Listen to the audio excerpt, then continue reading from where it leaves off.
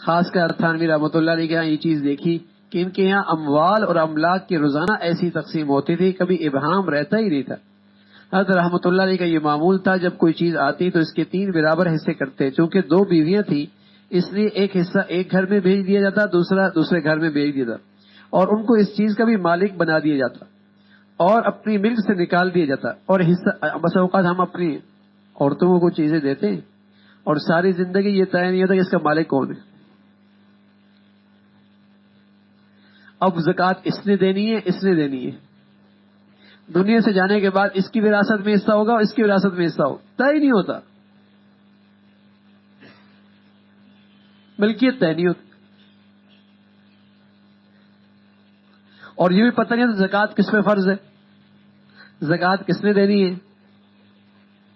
تو املاک چیزوں کی ملکیت بالکل واضح نہیں ہوتی۔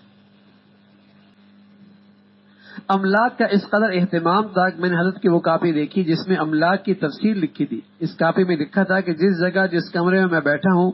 اس جگہ کوئی چیز دوسروں کی ملکیت نہیں، سب چیزیں میری ملکیت میں۔ اس جگہ پر مسجد اور خانقاہ کوئی چیز نہیں، حتیٰ کہ یہاں کی میری بیویوں کی بھی کوئی چیز نہیں، سب کچھ میری ملکیت اور میری میراث ہے اور انہی کی ملکیت ہے۔ چھوٹے گھر میں چھوٹے گھر والوں کی ملک ہے، یعنی ہر چیز گھر کے اندر بھی متعین تھی کون کس کا مالک، تاکہ جب دنیا سے آدمی جاتا ہے تو وراثت کی تقسیم بے غبار ہو جاتی، معاملات واضح ہوتے۔ ہماری تو بس اوقات زمینوں کے معاملات ٹھیک نہیں ہوتے،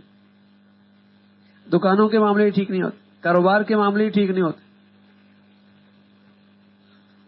اصل تقوی اور طہارت اس کا نام ہے۔ آج دنیا میں سب جگہ پر مشترک خرچ چلتے ہیں، میاں بیوی کی ملکیتوں میں کوئی امتیاز نہیں ہوتا، بلکہ یوں کہا جاتا ہے میاں بیوی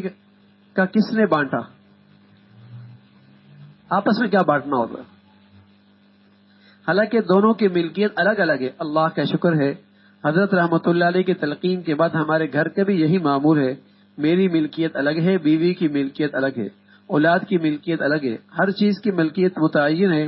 ملک کے اندر بھی کبھی اشتباہ نہیں ہوا رکھتا، جب کوئی چیز گھر آتی ہے تو فوراً اس کی ملک متعین کر کے الگ کر دیتا ہوں، تاکہ کل کو یہ اشکال اور انتباہ نہ ہو کہ یہ چیزیں میری ملکیت ہیں یا نہیں۔